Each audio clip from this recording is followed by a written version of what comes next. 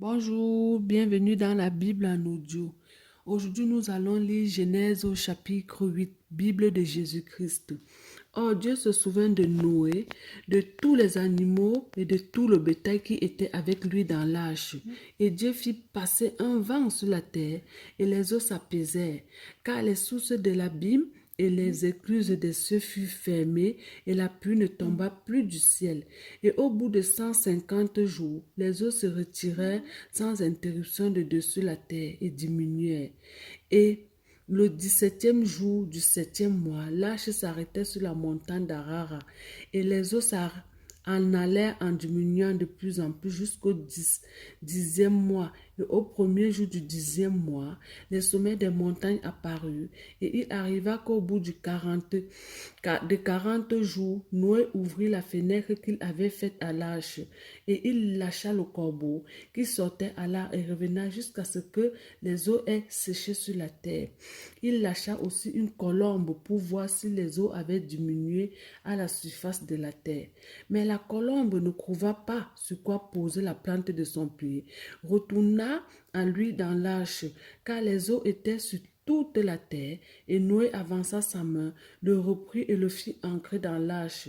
Et quand il eut attendu encore 7 autres jours, il lâcha de nouveau la colombe hors de l'arche, et sur le toit, la colombe revint à lui, et voici, elle avait dans son bec une feuille d'olivier qu'elle avait arrachée, et Noé connut que les eaux avaient diminué sur la terre, et il attendit encore 7 autres jours, puis il lâcha la colombe qui ne retourna plus à lui.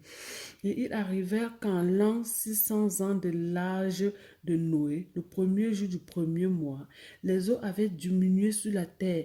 Noé ôta la couverture de l'arche, regarda, et voici la surface de la terre avait séché. Et au 27e jour du second mois, la terre fut séchée.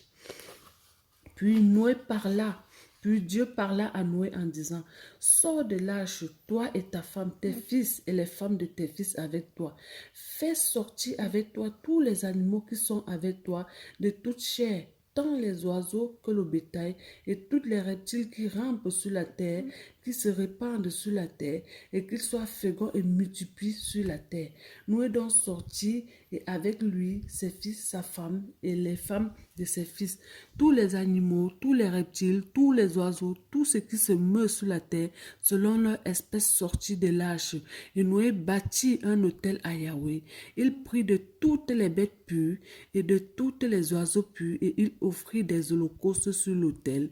Et Yahweh respira une odeur d'apaisement et dit en son cœur, je ne maudirai plus la terre à cause des hommes, quoique l'imagination du cœur des hommes soit mauvaise dès leur jeunesse, et je ne frapperai plus tout ce qui est vivant comme je l'ai fait, tant que durera tous les jours de la terre, les semailles et les moissons, le froid et la chaleur, l'été et l'hiver, le jour et la nuit ne cesseront point.